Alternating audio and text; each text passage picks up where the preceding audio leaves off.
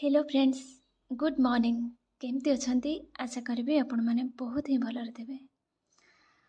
Friends, जितेबले जड़े आस्पिरेंट preparation करथाए ना, ताको समस्ते अनै थांती केबे ये कौन करिवो, केबे इनकम करिवो, केबे चाकरी करिवो।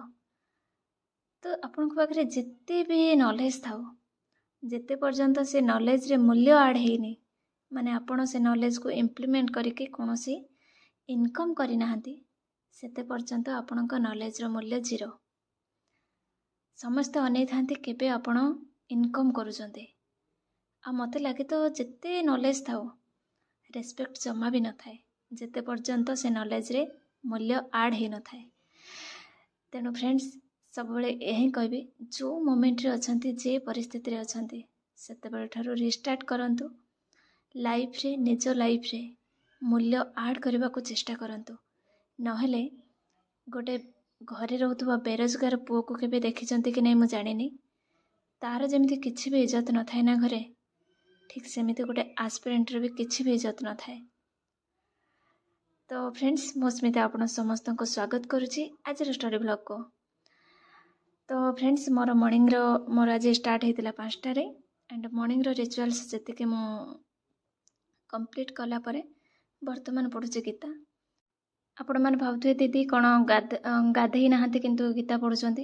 गीताटा को मो धर्मग्रंथ भाव में जी ग्रहण कैनि, ताकू जीवन वेद भाव में ग्रहण करे। आउ जीवन सहित गाधुआ अगाधुआर किसी भी ये ना। आ गीता आम जीवन को निर्माण करे। तेणु गीता को कौ मोमेंट रे भी आम पढ़ी पारिबा। मो पॉइंट ऑफ व्यू रे समस्तंकर आइडियोलॉजी अलग अलग, किंतु मो गीता को एनी मोमेंट रे जोठी भी मो बिछणार भी मु गीता रखिपारि, मो स्टडी पढ़ा घरे भी रखिपारि। जमिति ईश्वर को स्मरण करिबारे आमको कौनसी प्रकार समयर ये न थाए, आमे जो जगार थिले भी आमे ताको स्मरण करि पारंती। सेमती गीता भी पढ़िबारे मोर कौनसी प्रकार नीति नियम नाही।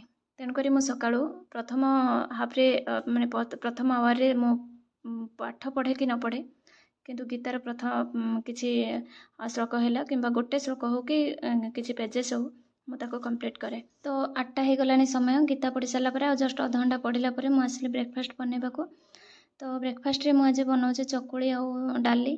तो मत एक्चुअली कौ आउ अन्य पिठा किसी बनै आसेनी, तो से अन्य पिठा हुए तो यूट्यूब रू देखिकी बनैले हाँ जे, किंतु मुझे इच्छा कैनि ताकू करने। बस चकुलीटा मत बहुत सहज लगे, तो सेटा ही बनै दिए। तो फ्रेंड्स, बर्तमान ये सब कम सारा पर मुझे गाधोबी। गाधोई सारापर पुणी खाइकी पुणी स्टडी करी। गोटे कमेंट थिला जे दीदी पढ़ला बेले अन्य मनस्क जो हो जाती कहीं माने एमती हुए बही पाखे नजर थाए किंतु माइंडटा आउ कौटी थाए। यहाँ को आम कहते जे अन्य मनस्क हेबा बा आम आखि आगे बही थाए किंतु आम सबकनसीयस माइंडटा आउ कुआडे चालू थाए। तो यहाँ को यहाँ समस्तंकर हुए बा समस्ते स्थिति देखी गति करि थांते, किंतु केबे केबे कौन हुए कि जहाँ पाखे अधिक समय टिके थाए, माने कौनसी दायित्व एते न थाए किंतु पढ़ापढ़ी से बेसी समय दे पारंती, सेठी अन्य मनस्क टिके स्वाभाविक ही थाए।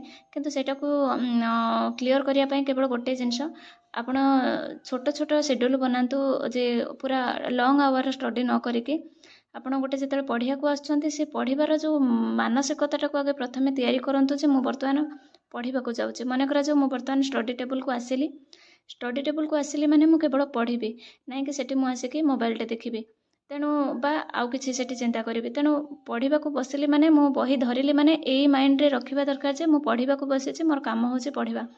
आपण अध घंटा पछे पढ़ंतु, किंतु आपणक मानसिकता रे सेई इनफॉरमेशन आपणक माइंड को देबा को पड़िबो जे मु वर्तमान केवल पढ़िबी। आ एटा होछि गोटे अभ्यास। आपण जदि सेटा को स्टार्टिंग रो बेसी आवर करि पारु नाहंती, ताले आपण प्रथमे 10 मिनिट 20 मिनिट अध घंटा 45 मिनिट एमती घंटे यही भाया करके धीरे धीरे स्लोली सब जिनस चेंज हुए। जदि आपण अन्य मनस्क रोचंती तेबे एई भलिया जे 10 मिनिट मु केवल पढ़िबी, 10 मिनिट मु केवल ही मो गोल को देबी, 10 मिनिट केवल मो सिलेबस को देबी, एई माइंडसेट करिवे। पूरा सब जिनस आपणकर जहाँ भी डिस्टर्बेंस आपन को करूची, मोबाइल हैला कि किछि भी एवरीथिंग आपन को पाखरे जहाँ भी रहूची गैजेट, ताकू साइड करिवे। बही धरिबे सीधा टेबल उपरे बसिबे कि जोठी पढुचंती 10 मिनिट हो अध घंटा हो पूरा माइंड सेट रे कौन सी डिस्ट्राक्शन बिना रे मु पढ़ी आ एटा गोटे हैबिट एटा को धीरे धीरे आपण जते बेले जिबे गोटे गोटे गोटे गोटे कंप्लीट करके आज 10 मिनिट काली 15 मिनिट एमते अध घंटा करके धीरे धीरे आपणको भितर से जो अन्य मनस्क जिनसटा सेटा धीरे धीरे कोठी ना कोठी बहुत माने क्लियर हे जिवो आपण पढ़िला बेले निश्चित भाव रे फोकस्ड रही पारिबे।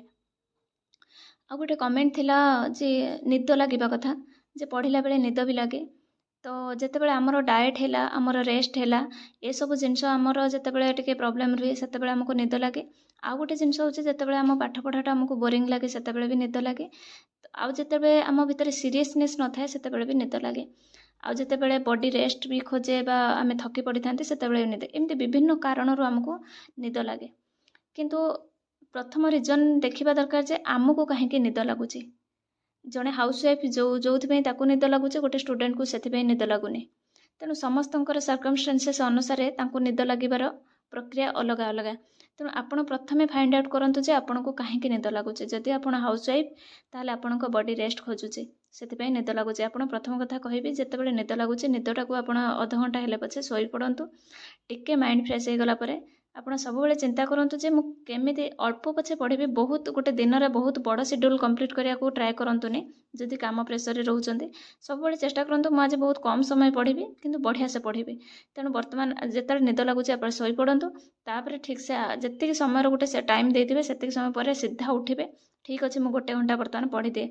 आ जेतेबेले आपणकर एई भळा डिसीजन टिके टिके नेबे आ सेटा को टिके सीरियसनेस भाव में निजको प्रूव करेंगे जे निज पाखे आम क्या पाखे प्रूव करवा दरकार ना जे आम कौन करूँ कौन ना निज पाखे आम प्रूव करवा दरकार जे नहीं ठीक अच्छे मु गोटे घंटा ईमानदार भाव में पढ़ुचे।